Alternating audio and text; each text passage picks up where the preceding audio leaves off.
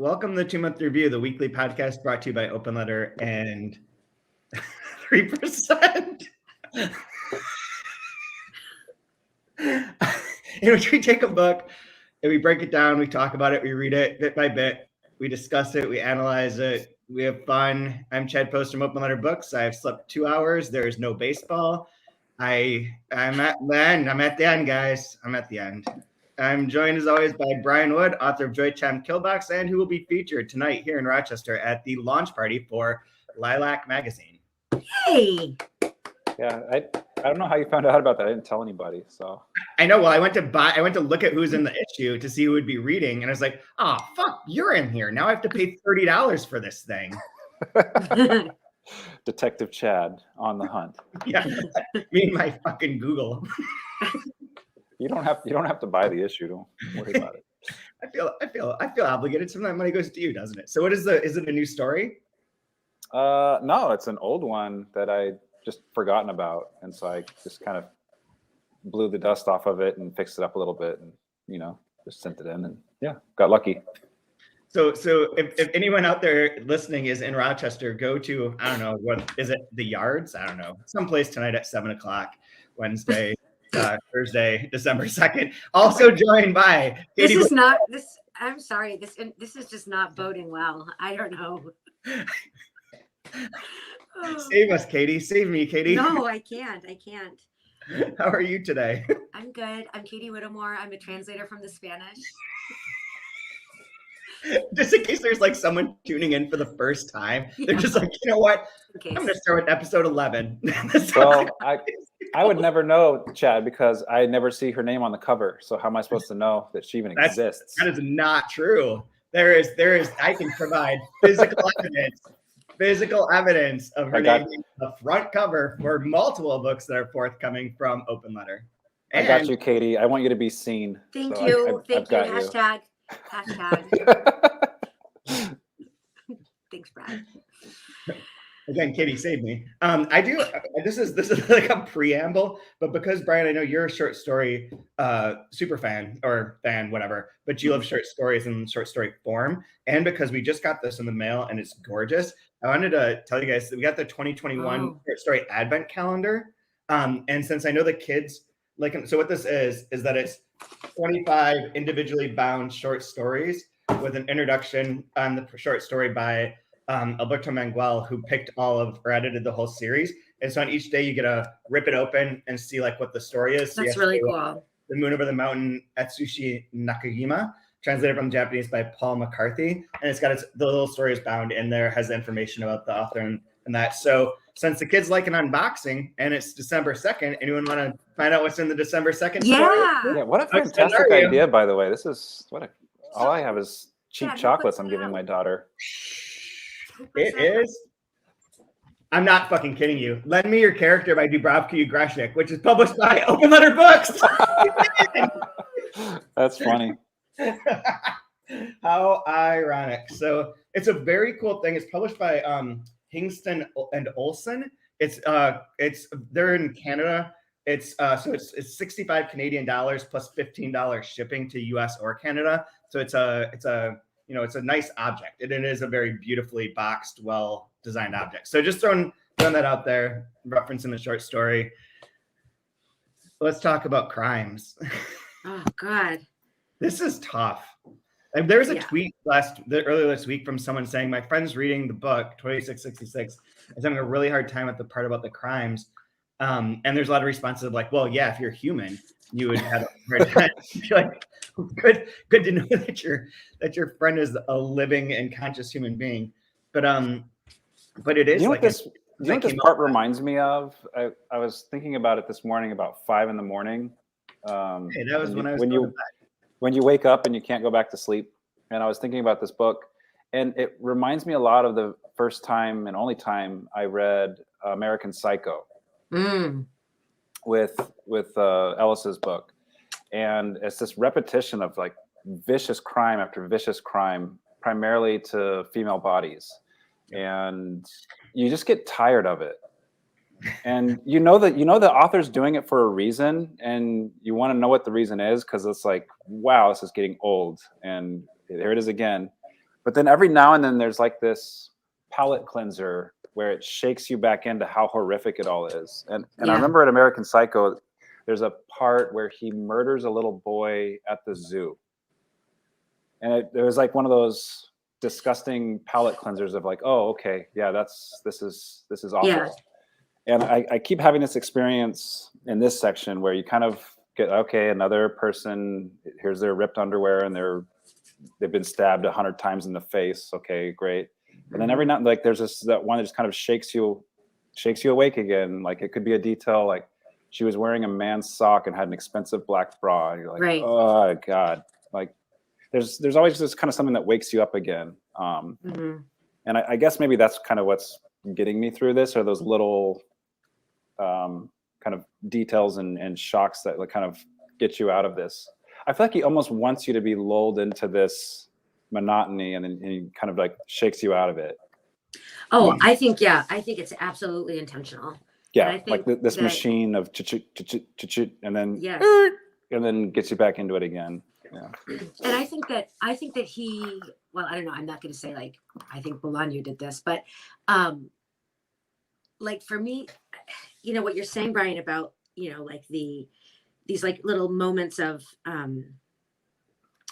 like sharpening again of our understanding of the horror and sort of the feeling something about it again, rather than just, you know, they become banal in a way. And I think that's so, you know, that's intentional. And I don't know how you escape that effect. You know, it's an effect that the book has, that this type of this sort of like listing has on the reader. And, you know, I don't know what, like, do we have like a moral obligation to be open to those moments that you're expressing, Brian? Or is it okay to be lulled and sort of swept? Because sometimes the feeling that I have, honestly, and I described this last week to Chad about, this book gives me like motion feelings. Like I feel like last week I was describing this feeling like that we're on a train and we're like sort of picking up speed and like barreling towards something, like if it's some revelation or some information or something, right?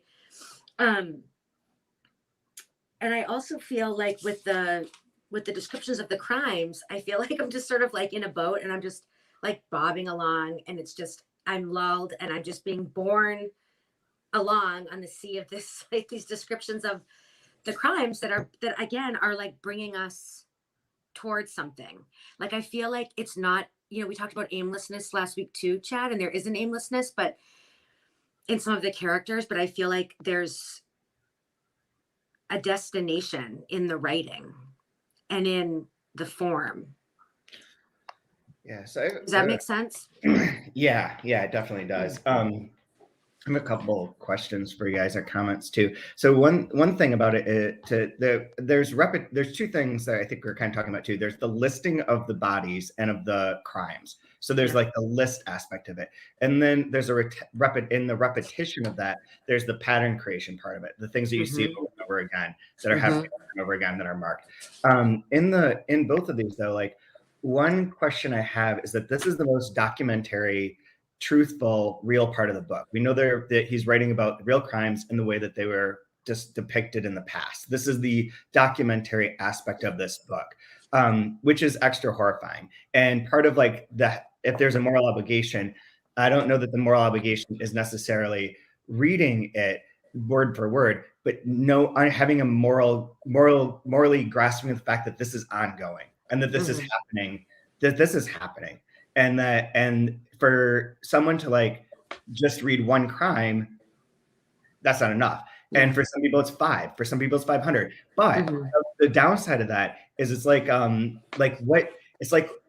what shocks you anymore? Is this in essence just desensitizing us to the violence that it is also drawing attention to? Is like that we are like, oh, like you said, Brian, like, oh, it's another stabbing, the breast nipple is cut off. Oh, another one. Like, are they becoming like just an amorphous deaths they have a lot of questions about repetition, because this sequence, this section that we read, which by the way I didn't mention, goes from 515 to 575. We're going to stop before 575, by the way, so don't talk about the last 2 pages of that. They fit much better next week. But there's a section in here in which this concept of repetition and what repetition does to the readership or to the listenership or to whomever, the viewership, what happens in different ways. So we have the crimes that we're dealing with and we're struggling morally, and like even like physically reading them can be difficult. The staying engaged with them, like we talked about last week, Katie, all the names, again, like reading this, I was like, is this a name I need to pay attention to? And there was the one at the beginning of this when it says like the guys that go to jail and get murdered in jail, the gang members, the crime that they committed is like from 5 or 10 pages earlier. And the girl's name is it's all the same. I mean, it is that one. It's a continuation of that one. But for the most part, they're not continued. For the most part, they're one-off referenced and move on. Then we have the part that I had a bit that I wanted Brian to do, but it's really tasteless. Is which, you know, welcome. But 552, the never-ending. I'll tell the bit right here that is tasteless, but the 552 and 553 is the never-ending repetition of jokes about women that are just like, women are dumb, women belong in the kitchen, and they're like telling Pollock jokes, like they get that rhythm of like how many parts of a woman's brain divided into?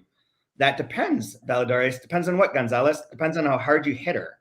Why can't women count to 70? Because by the time they get to 69, their mouths are full. Like, it's just that over. This goes on for 2 pages. It just keeps going. And they're awful. What's the definition of a woman? Silence. And the answer, place a vagina surrounded by a more or less organized bunch of cells. Like, it's dehumanizing, it's crazy. And the tick of it, aside from reminding me of Polish jokes, reminds me of when people do the rounds on like a dead baby joke. Now, I don't know. I think, Katie, we talked that you weren't part of the dead baby joke generation. I'm older than both of you. And that was a thing that as growing up as kids, there's like these series of like, they're not, I don't know what the term is, but like, they're jokes that everyone knew that fit this category of dead baby jokes. Like, and they're awful. And the humor in them wasn't in necessarily the joke. Like, for example, like, a few of them I sent to you, Brian. One is like, what do you call a baby with no arms and no legs in the ocean? Fucked. There's ones that are so awful, like, what do babies in Etch-a-Sketch have in common? If you don't like how it looks, you can shake it till it goes away. What's the difference between a soccer ball and a baby? I've never kicked a soccer ball over 50 Stop! years. This is awful. I don't that's a list of, that's one of many websites that lists 50 of the dead baby jokes. And that tick and that horrificness is also like the thing about it that becomes funny is the repetition makes it no longer about dead babies per se. Dead baby is a tick to deliver this punchline, which is the shock and the unexpected. Okay, so that's one. Then you go a few pages further and you get the So just to rest on that for 1 second, I think it's a perfect I really like that being there, because I think it perfectly shows these are the people that are going to solve the crime. Right. Solve the crime. Exactly. Yeah, solve the crime. Yeah. All right, sorry, continue, Chad. So then you have the bit where what is his name? Reinaldo goes with whomever. I forget the other person's name. His lawyer. He goes with Sergio, right? And oh yeah, but like he's telling a story to him. Oh yeah. About where he's not at a resort. But he's at a resort with this TV personality who had a crush on the lawyer. Yeah. And they're watching TV. And on TV comes this guy who tried to get into the United States. Hey, what's the difference between a baby and a microwave? Ooh, don't know. I don't know either, but that seems like a perfect setup for one of those jokes. Oh, one of them is I just made that one up. I don't know what the end is, but yeah. One of them is, what's the difference between a baby and a bagel? A baby doesn't fit in a toaster. It's just like they're awful. Oh my God. You can't do it with any of them. So on page 566, we get a new sort of repetition that leads into 567, in which there's this guy that's being interviewed on TV. The two not newscasters, but TV hosts are watching this. And it's a story about how he's tried to enter the United States illegally 345 times, and 345 times he's been arrested and deported back to Mexico. And so you're like, well, that's That's a lot over 3 or 4 years. There's joke potential sitting there. And then the way the joke comes out is that they ask him, like, how did you save up the money to do this? Like 345 times, like it's cost money to pay the coyotes or the pollos or whatever the name is that you use here to get you across. And he says, well, at first I paid what they asked, but later at the 10th deportation, he bargained and asked for discounts. And after the 50th deportation, the polleros and coyotes brought him along out of friendship. And after the 100th, they probably felt sorry for him, he thought.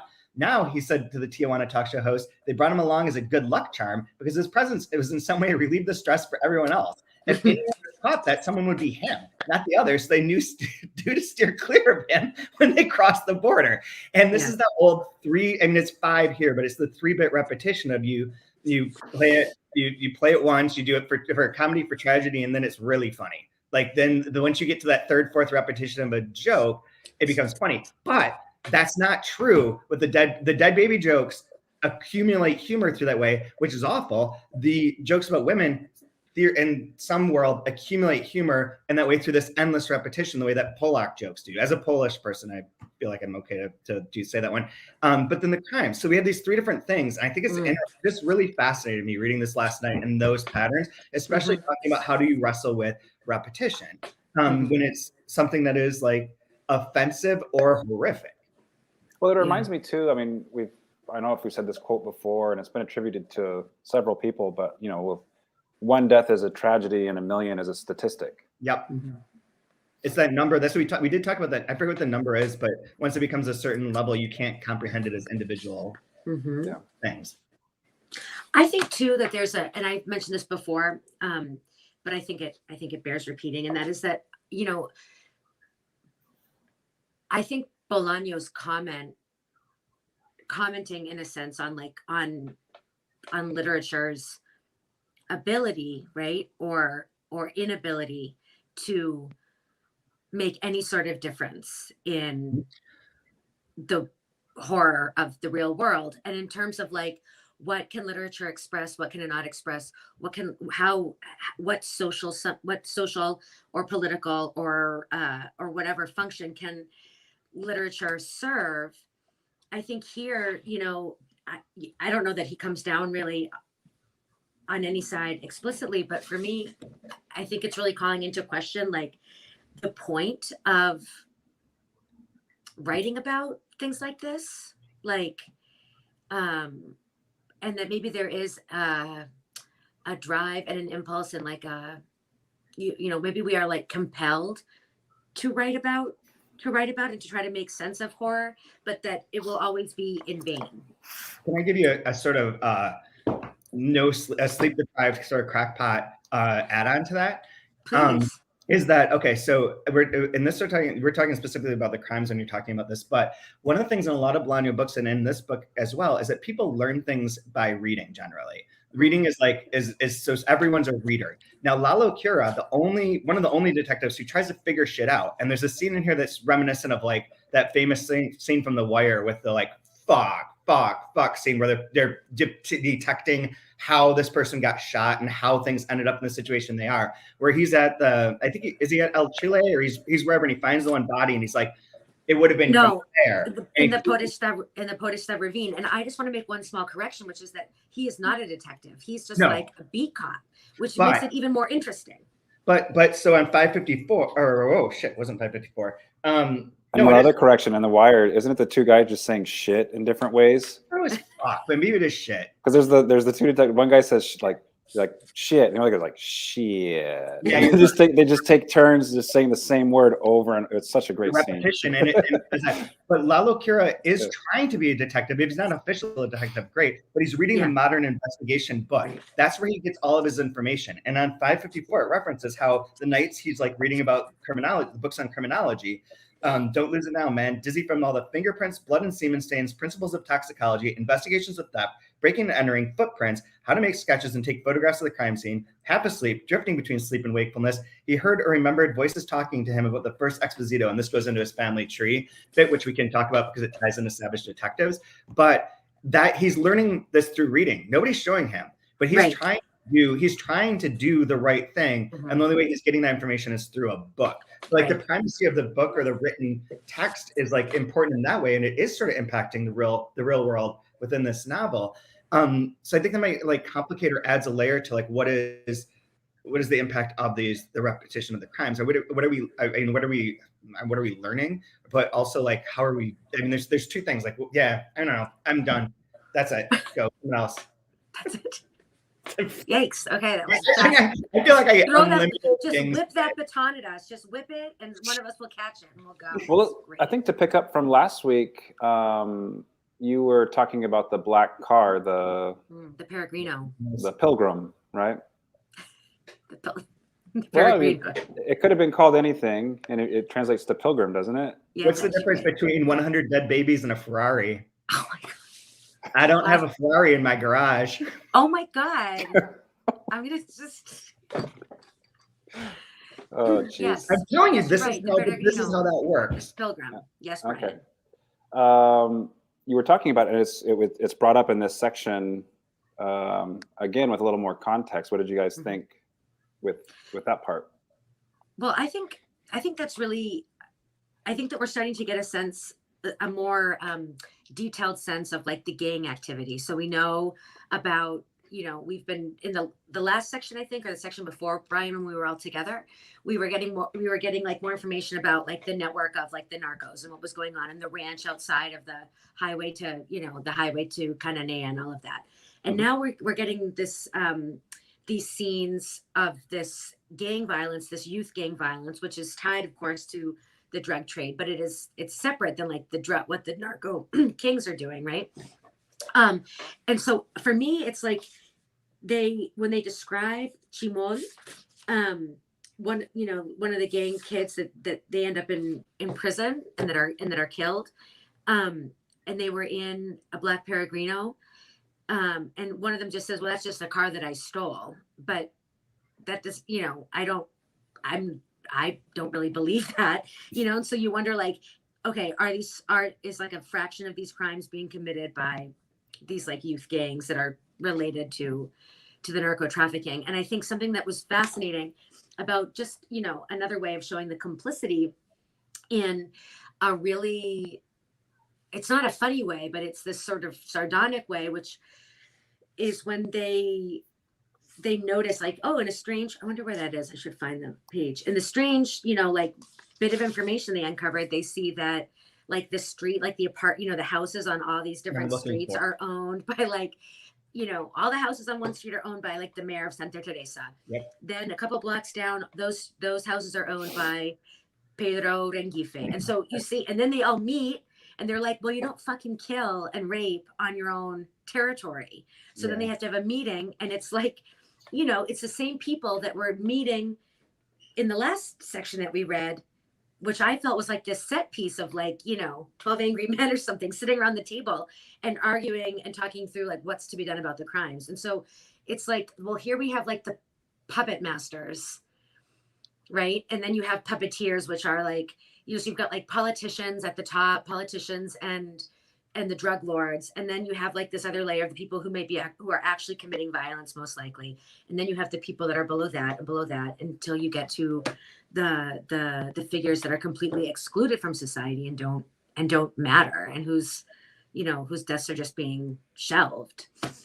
Yeah, so that for anyone, that is on page 533, and it describes exactly what you're saying. And one of the interesting lines is it talks about how the people that own everything around them, they're like, Rengifo is the good drug lord, Campuzano is the bad drug lord. So you have them right next to each other and discussing this. Last week, Andre Ross, the listener, was talking about the connection between this and Geseldom by Guillermo Sacamano, and that's the same. This very much is reminiscent of that part of that book, because there is the same sort of setup. It also reminds me of the first volume of David Peace's, I think it's 1977 or 1974. He's got like 4 books that are about a serial killer in England, and I believe it's in the first one in which you find out that basically like everyone that's like a owner of the land is kind of implicated. Like they are sort of allowing it to happen. And there's the connection between that ownership of the land, the people who are operating on it that are doing the killing, and the workers that they're killing. That I think is an interesting, like, you do some sort of Marxist sort of interpretation or go into that as to where these characters are. Because that's even in the section where the person's like, well, the family made a bunch of money. They were upper class because they owned all this land, but he didn't do that. He just worked at a business. And he's like outside of part of the sort of machinations. Can we go back to Lalo Cura and his genealogy? I think this is really interesting. And he doesn't drink milk. That's the most drinks important. No, he drinks milk. Oh, he drinks milk. He's the only one who drinks milk. Only Santa Teresa cop that drinks milk because he's like 17 years old. That's and a he game reads changer. books. He reads books about crime, about criminology. Okay. So where was that? What page was that? Shoot, I just lost it. Oh, here we go. 554. So this comes up, Chad, like there's some, this is following the section of the chauvinistic jokes. And so it's like the joke, the whole, that situation ends. And then those Gonzalez, like the dick that's telling all the jokes, and his partner go out and Lalo Cura is waiting for them. And then they have some sort of ritual, which is not described, but it's like a shit kicking, right? That they all go out and like all the cops are waiting and standing around to watch. And I guess it's like cops fighting in the desert. That's what I assume too. I have a question mark next to that. So it's like a cop fight out in the desert. And part of how they taunt Lalo Cura is talking about, his family. Tell me about your family history, said the bastards. Explain your family tree, the asshole said.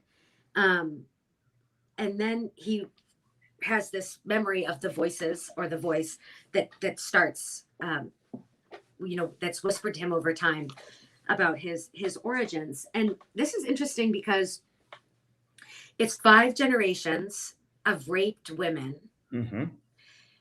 all of whom give birth to a daughter, who is then raped and gives birth to another daughter. They all are named Maria Exposito, which we can talk about that too. And except for there's like 2, different, there's 2 exceptions to that. One is it Raphael? That's I haven't marked here. Yeah.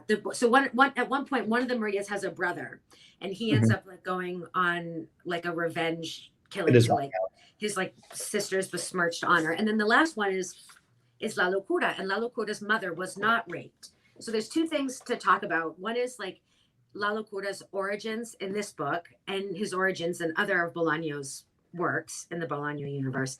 But then something else that I think before we get to that, I want to talk about is like the idea that we have starting in 1865, which is interesting. I don't know a lot about what was happening at Mexican history at that time, but let's start here. We've got a nameless orphan. So Lalo Cura's, his whole genealogy begins with orphanhood, which is again another Bolaño-esque theme. Yeah.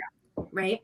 And so we have this series of generations of raped women, all the same name. Again, like sort of like this, it's not that they're interchangeable, but that it's like, it's a continuity. And again, I feel like Bolaño's exploring the continuity of violence and of oppression through the ages in Latin America and in the world. So I just think this part has a lot that you could talk about, but Exposito comes from, like the Latin and then the Spanish for expose. So that was the name that was given to like foundlings. That was the last name. So it's like we have a different sort of foundling naming tradition in the Anglophone world, but in Italy and apparently in this case, like, when an orphan was found like on the church's steps or at, the gates to the hospital or wherever, they were given the last name Exposito, which was meaning exposed, like they were left exposed to the elements, and they were exposed without a family structure. And so Lalo Cura in this book is coming from that genealogy. And it's also interesting that all those women are like healers. So it's also it's a house of healers, a house of women. And we have, echoes, I think, of Florita Almada there as well. I think it's interesting that the first man who rapes the first one in the line is Belgian as well. It's a Belgian soldier. add that in there. This part reminds me, this is a side note / plug for one of our books, but her mother's mother's mother and her daughters is this sort of this built out into a novel for generations where in Brazil, where I forget where it begins, but it's like the 1600s, where a girl is raped, gives birth to a daughter, gives birth to a daughter, gives birth to a daughter, gives birth to a daughter. And they're not always raped, but it is very much like the history of Brazil told through the bodies of the Interesting. and that kind of like that continuity in most grand narratives that are written, especially by men, tends to focus on the individual men of history that tell the history. This is separate in the sense that they are asking specifically about his ancestry, but he's telling the ancestry of his mothers, of all the mothers. Because they don't know who the fathers are. So they're out. But usually like the grand narratives of male history will focus on the individuals and build what was going on in the whole region through that lens. And this is something where it's like through the body, and what's going on outside of it is slightly different. It's a different perspective, and one that is traditionally undervalued, I think, in literature and in art and culture tellings. And it's emphasized here, and it's emphasized in that book. And I think it's really interesting. Like you say, like how this is told, how the pieces, like what happens, the different angles to like the fact that it's repeated. It's another repetition. It's another one of these. And it also reminds me, like when you said that before about, the other novel that you referred to, the Brazilian book, and like the telling of the story of a country. Like, I think there's to some extent that could, someone could read this and say, like, if we look at these dates, like what was going on, like what was the history of Mexico at that time? Like who, in terms of foreign powers or, oligarchs or whatever. So looking at like the rape, and we're building successive generations based on exploitation. And like that brings us right to the present of this book and the exploitation of the women in the maquiladoras. And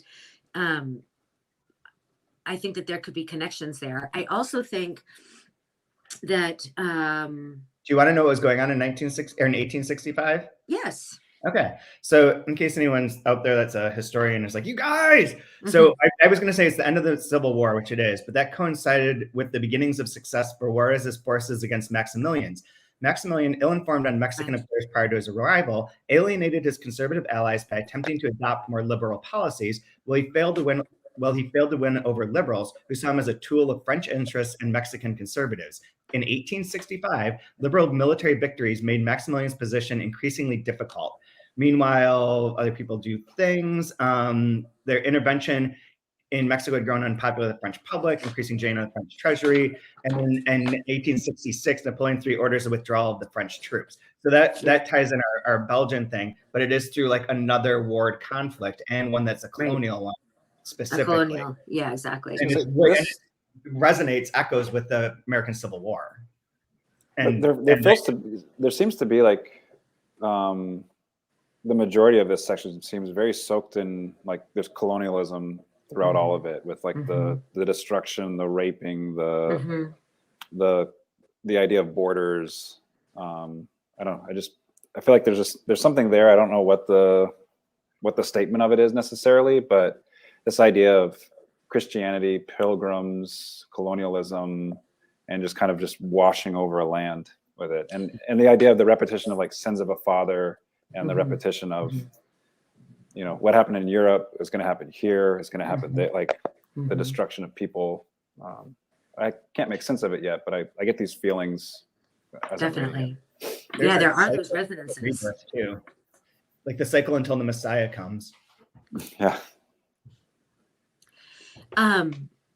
Well, it's interesting too, like with these Maria Expositos, because like one of the most, important, like, I don't know, mythemes, right, of a Mexican woman is La Malinche, right, who was like the translator who was Cortez's lover, and who like betrayed her people, and was then and betrayed by Cortez as well. And so like there's this figure of the woman that like exactly like through her body there's some sort of nation building happening, but it's not ever consensual until we get to Maria Exposito, Lalo Cura's mother. And who does she screw in the desert? Did we read it? Week? Go ahead. Hold on, I lost it. What page was it again? 558. Yep. Okay. So this is a bit long. In 1976, the young Maria Exposito met two students from Mexico City in the desert who said they were lost, but appeared to be fleeing something, and who, after a dizzying week, she never saw again. The students lived in their car, and one of them seemed to be sick. They looked as if they were high on something, and they talked a lot, and they didn't eat anything, although she brought them tortillas and beans and that she snuck from home. They talked, for example, about a new revolution, an invisible revolution that was already brewing, but wouldn't hit the streets for at least 50 years, or 500, 5,000. The students had been to, Via Viscosia? Via Viciosa. Via Viciosa. But what they wanted was to find the highway to Ures or Hermosillo. Each night, they made love to her, in the car or on the warm desert sand, until one morning she came to meet them and they were gone. 3 months later, she tells her great-grandmother she's pregnant. So who are those characters alluding? What is that alluding to? Katie, what more? I think, well, I mean, it's so fun. I mean, it's got to be Ulises Lima and Arturo Bolaño, right? On the trail of Tinajero from the Savage Detectives. That's I think a fun little bit of this, which is interesting because that makes Lalo Cura, like the son of Arturo Bolaño, who is Bolaño's alter ego, or Ulysses. It doesn't. It's they make love to her too. Yeah. Neither one of them is designated as the father, so it is the combination of the two in a way, theoretically, whatever.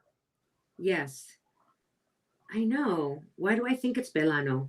I thought so too, and then when I hit that line, I was like, interesting. Yeah. I had attributed it to Bolaño, but technically the textual evidence isn't there. Yeah. And it's interesting because Lalo Cura is, appears in other Bolaño texts. Like there's one particular story, but it's the same name, different character. Exactly. But I think that's got to be so interesting. I mean, it's a different character like on the surface, but the origins in that story are of a pregnant porn star. Yeah. Right. Who's like with a renegade priest and thus the last name. So I think, somebody's probably already done it, but there's a PhD dissertation out there on Lalo Cura throughout Bolaño's works and what his origins stories reveal. But isn't this what people love? Like if you think about the Marvel Cinematic Universe, they love things that connect and making connections, whether they're even there or not. It's just fun. Are like Star Wars. Yes. Like think about like how nerdy this is. In Star Wars, for whatever reason that happens a long time ago in a galaxy far away, well, they have this one Senate scene and they have the ET aliens in that Senate scene. So what that means is that ET know the Jedis, but the ET visited Earth in the movie ET. And so when they touch the bicycle and it floats, and they're actually probably using the Force because they knew Yoda, and so these things all connect in this greater cinematic universe. I feel like you do the same thing with Bolaño and these characters and crossing over, and well, that must mean this and this must mean that. Whether it does or not, it's just fun, and I think we enjoy that connection or putting threads together and stitching things together that may not be there, but who cares? It's fun. Mm-hmm. My Star Wars obsessed child calls this the lore. The lore. There's something we said too for like the idea of networks and the way that we do function within knowledge as a networked thing now, especially these days, especially through internet stuff, and like that sort of knowledge of like, oh, this is how that connects to that is insane. It's really gratifying. Well, that's what makes this section so infuriating, is just as being pattern machines and wanting to solve it, and there's what is the pattern and how is this one solved? So I had a question. I'm trying to formulate this last night, and I got some notes down, but I don't think that they're super coherent. So I'm going to try again, and I'm going to be less coherent. But the way that I'm going to come at this is dumb too. But when I had to write about the end of Lost, the interpretation that I wrote about for the Wall Street Journal thing was that each season was essentially one narrative that set up a certain number of questions and answered those questions. They didn't connect as a whole. Nothing had to connect as a whole. So but that each one had a certain number of things that were posited and that resolved themselves in different ways. And I don't want to get into that, but I was thinking about it in terms of this being 5 books. And each one of them, they are connected, but they're not connected in the way that we think of a traditional narrative going from A to Z, answering every question you might have, putting all the pieces into place that the whole thing fits together. Sort of like our detective stuff we were talking about last week. But each one of these sort of puts forth a question and then addresses it. I think. So the first one, the part about the critics, the question is they're looking for Arcamboldi. They go to Santa Teresa. They realize they're not going to find him there. So they don't really solve it, but they come to a conclusion. There's a conclusion there. I think with Amalfitano, the thing I was thinking last night is that the goal of that is that he puts out the book to learn about the landscape. And what he learns is that this landscape is horrible. He's the one who starts pointing out the black peregrinos. He starts being aware of like this geography. The geography book I hung out there has been taught by the winds. And now what I'm seeing is the geography of the landscape is a scary place. Fate's one I got a little bit stuck on. I didn't have a good thing about that. And then this begs the question of like, at the beginning, you're lulled into thinking these crimes will be solved in some way. I mean, even though there are so many of them, there are enough that are like the domestic abuse or whatever, that there is a way that you could be like, okay, so this is setting up that there are these crimes happening in Santa Teresa. All these women are being murdered. Sure, there's multiple things, but there will be one person will get caught. We're going to come to a conclusion in which this is sort of resolved. But none of the other narratives so far has a thing really been, accomplished. It's resolved without being accomplished. And this section creates a lot of tension for me in that way, where we're looking for the patterns, or looking for the resolution of like, how should part 4 end? Like when you're talking, Katie, I was thinking in terms of the railroad metaphor that you're using last week and this week of like, we're going somewhere, going to a destination. What do you think that destination is? We have 60 pages left. And like, it's at that point where you'd be like, can I see how this is? Usually you can kind of see how things are going to maybe wrap up, but I don't. This thwarts that intentionally by being like, no, the network doesn't end. The connections never end. But we know, but we already know that before we even read the first word of the book. And we know that because of the title. So when we talk about like, where are we going, where, the steam engine that's picking up speed, like we're just going to be driving till 2666 to the cemetery in 2666. And until then, possibly. But the idea is that there is forward motion. And there, for me anyway, there's forward motion, there's accumulation, and there's a sense of future. Like this is a very future-oriented book for me. Who's the narrator? What's that? And who's the narrator? Arturo Bolaño didn't we talk about this last week as referenced somewhere? I think in some notes, right? Yeah. I forget been a couple of spots in this section in particular where it kind of pops out of that objective narrative voice and gets a little like the nose of the narrator kind of like pokes through, and it's calling into question. I forget to cite exactly where it was. I'll find it and I'll talk about it next week. One specific a couple times in this one. Oh, sorry. One specific example is when we were talking to Natasha Wimmer. We brought up the first sense that pops up, and it's in earlier sections as well, where it's like, wait, who is that? Like, who's that I? It's only happened a couple of times. So that there is like an overarching narrator organizing, well, theoretically organizing, doing something. I feel like there's one more section I wanted to ask about. Oh, snuff films. Anyone want to talk about snuff films? Oh, the snuff film. Oh, and we have another Argentine barbecue. Yep. Which is great. It's all cowboys and gauchos. Yeah. Yeah, exactly. Oh yeah. Okay. So there's talk, like they start looking into like the ties between the killings and potentially snuff films that are being made, and that Santa Teresa is the home of snuff films, which also blast from the past. Reminds me of and Brian, I'll bet you know about this one. Do you remember Faces of the Dead? No, Faces of Death. Faces of Death, that's what it was. Yeah, half real, half fake. Yeah. And the VHS copies, and you would pass them around at school and stuff. Yeah. Reminds me that came to mind hitting this section too. But this tells the story of how they're going to do how this director went down and is going to film a movie in Argentina and Buenos Aires. Things get kind of out of control, but they stage a fake snuff film. Yeah. And it's a simulacrum. Like, it's to pretend that this had happened. Right. But what they're doing, this is interesting because a lot of things I was reading is about this idea of that the simulacrum is more, how to put this, it prefigures the real so that the real isn't real, in the sense that you've already run this test thing. So then snuff films can exist because this simulacrum is already determined that this can happen. This is possible. Like the idea that the book that I was reading talks about Baudrillard's articles about the Iraq War and the Iraq War not being real because it was already plotted out, strategized on computer simulations, and it just was that. And we didn't see a war. We saw the thing that had already been practiced and simulated and invented, just put down into real life. So it reminded me a lot of that and that resonance, and it's a disturbing section, and then has like a lovely bit to it as well.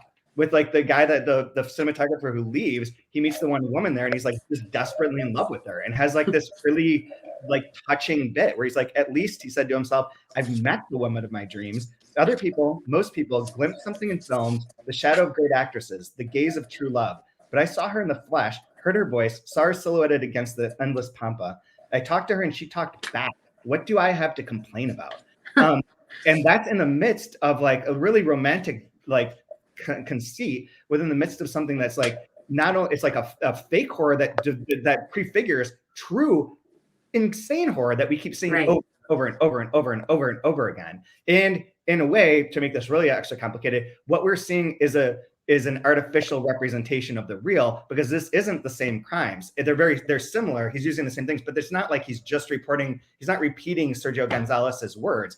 He's crafting something out of that. So he is creating a fiction out of a real thing that can kind of have come into existence out of a fiction, and go round and round in that way. Which, sorry, I know I'm talking a lot. I have one last thing I want to babble about that relates to this, is that there's frequently the need amongst this, like what we were talking about patterns and listing, is the ability to like, when you see patterns, whatever, the desire is to create a narrative. There's several instances in this section particularly where something happens and people create a narrative about it. So they're like, well, this woman was found with tights on, and they're like, she doesn't wear tights. And like, must have had a second life, must have been a whore.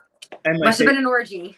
Must have been an orgy. Like they create that thing, and the same thing where they're like, well, you know, the killer's in jail, Haas is in jail. Like, how are people being murdered? And like, oh, he's paying people on the outside to murder these people for him. Like, clear as day.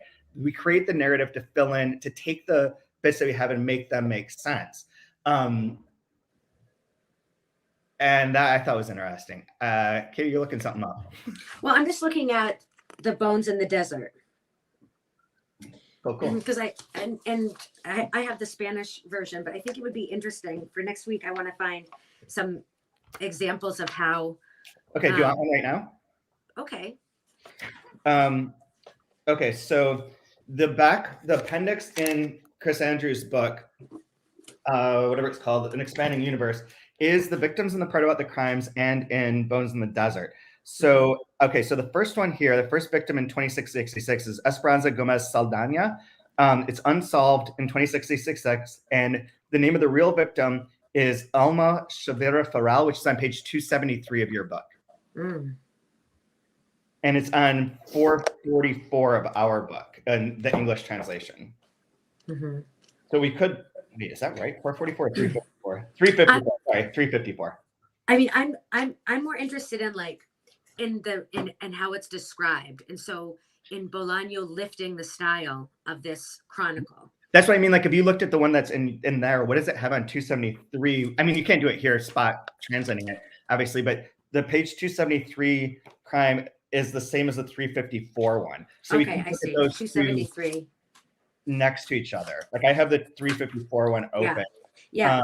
And that's what I mean. I don't think we can do it necessarily on the fly here, but for next week, I have the list here so you could match them up. Yes. Well, and you know, and honestly, like, you know, I don't know that mapping them directly onto, I think that's an interesting exercise that someone has done, but like, and I'm looking at it right here. So here's the section, and it has like the date, like 21/12/97, not identified, between 12 and 16 years of age. Lomas de Poleo, which is where they were found, at, you know, 1.5 meters away from El Rancho del Oasis. Navy blue pants, black belt, dead for months. And it's just lists and lists like that.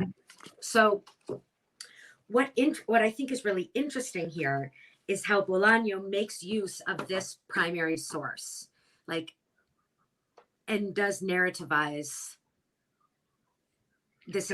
This is information, right? Like this is like fruits of an investigation. It's a chronicling, and so I think it's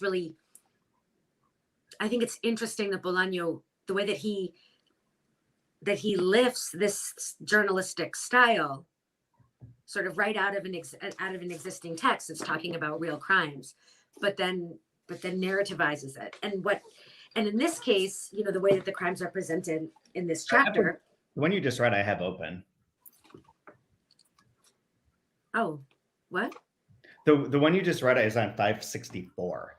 Okay. If you want to compare like the journalistic to like how it becomes fictionalized specifically, it is that one. That says on April 12th, remains of a woman are found in a field near Casas Negras. I believe that matches the one that you just read. Mm.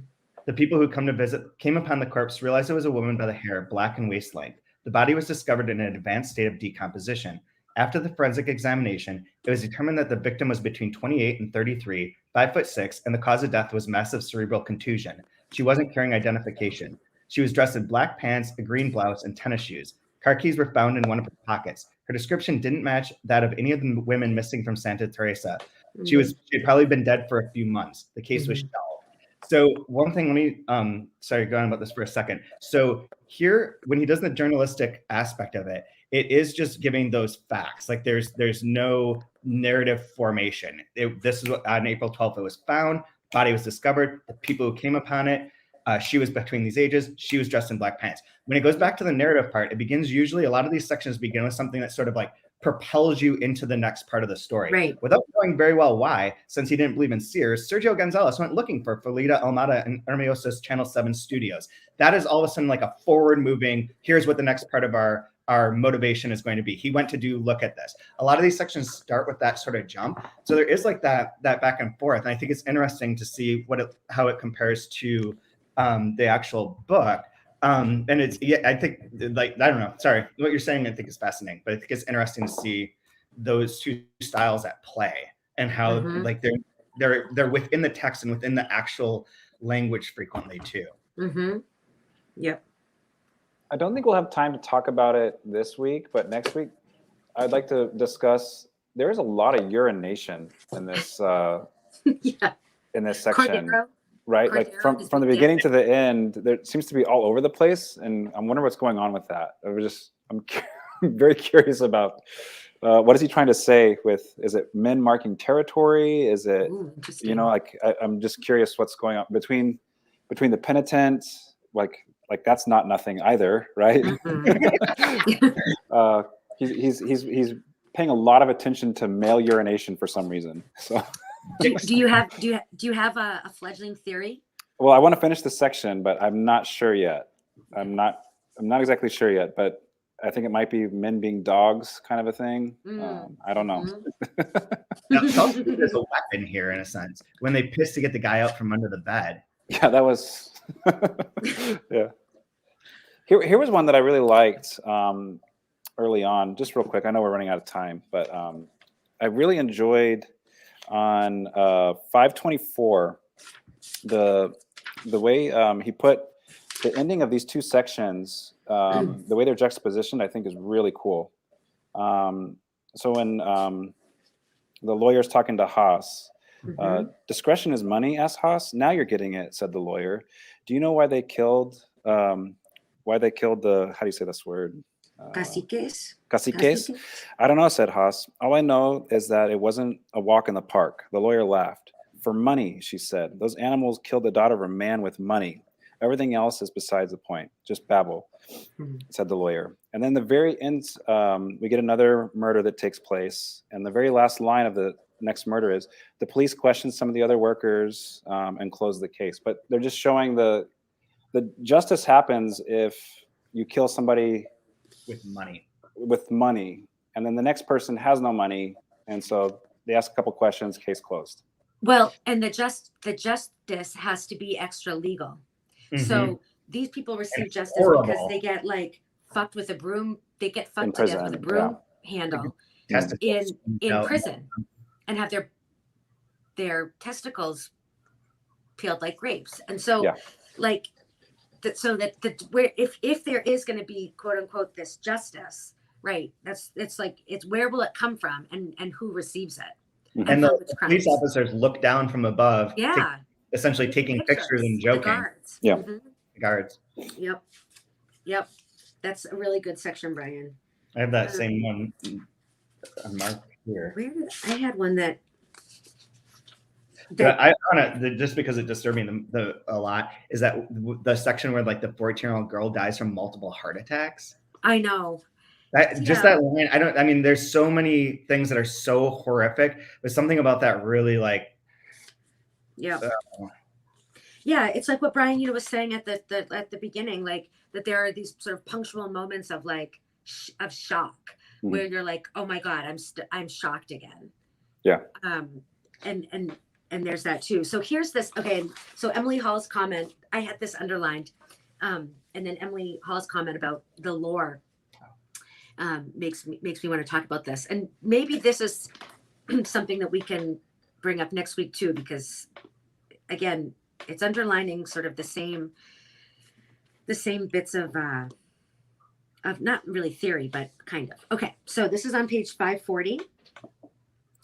And they're talking about how, okay, so after members of the other gang, the Bisontes, are arrested, and in January, the city got a break.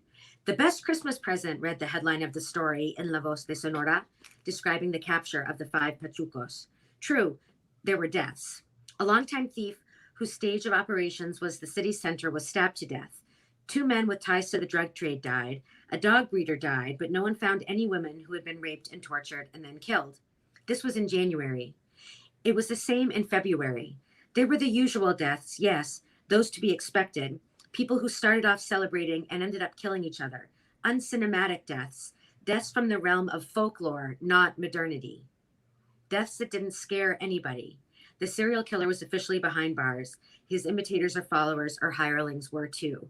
The city could breathe easily. So again, going back to the folkloric versus modernity, and where we are like, sort of like squarely positioned in this novel with regard to progress and modernity and post-modernity and on. And also that again, like deaths that didn't scare anybody, echoing their Kessler again. Mm-hmm. These are folkloric deaths. These are deaths that make sense. It makes sense. People get drunk on New Year's Eve and they end up shooting each other. Mm-hmm. That death has meaning. That death makes sense. We can understand it. It's ordinary. It doesn't scare anybody. Yeah. What do you think is the meaning on that next section where after the snuff part, where the man falls down the elevator shaft and his body is indescribable? Yeah. Versus all the other deaths where the bodies are described, and then you get one right after that, where it's just like this weird quote accident. Yeah. Falling down an elevator shaft, which is like comedy, right? Yeah. But not. And then just that horrific, the body was, I think they said something like the body was indescribable. Yeah, according to witnesses, after a fall of 14 flights, the state of the body, according to witnesses, was indescribable. Oh. That's like that's such a brutal description to just say what it looked like. I can't even describe it. Well, that's really interesting because, like, because I wasn't sure what was going on with that, but I couldn't help but pay attention to that part, and it kind of planted a seed in my brain. I don't know what will come of it, but I found that very interesting way to finish that section. It really is. I don't know, Brian. That's something I'm going to think about too. Can you answer that and urination and lore, we'll get it all figured out. Get all the important stuff. Do you have a favorite line? Should we wrap this up, or do you have a final point there, Katie? no, that was kind of my point. Was interesting, this idea of like deaths out of folklore and deaths out of modernity, and that distinction. I think that's something to keep talking about at some point. I have a favorite Okay. line. Go ahead. My line of the week is on 563.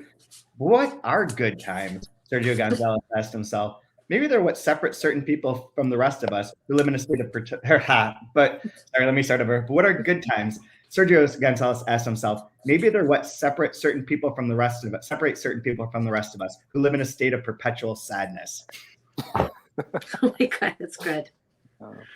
Some of my favorites we already talked about. Definitely one of my favorites was the one about how no Santa Teresa policeman drank milk. Yep. That was good. that was my one up until I read this one. Yeah, that was really good.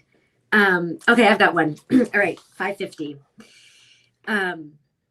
Okay, so this is Emilio Garibay, who's like the senior medical examiner. We didn't talk about this, but this was another really interesting sort of little set piece. You know, the description of the 3 different medical examiners and their silent breakfasts of donuts and rare steak. Didn't eat that steak rare. And they're like, you're old, don't eat the You're rare old. steak. So I don't care. Okay. Okay. So, right. So he doesn't have time for other things, like business, for example. He was an atheist, and it had been years since he'd read a book, despite the fact that he had amassed a more than decent library of works in his specialty, as well as volumes of philosophy and Mexican history and a novel or two. Sometimes he thought it was precisely because he was an atheist that he didn't read anymore. Not reading, it might be said, was the highest expression of atheism, or at least of atheism as he conceived of it. If you don't believe in God, how do you believe in a fucking book? He asked himself. I love that. And that ties into what we were talking about earlier, too, about the knowledge and readers and power of books to impact things. I love that bit. All right, mine's on 528.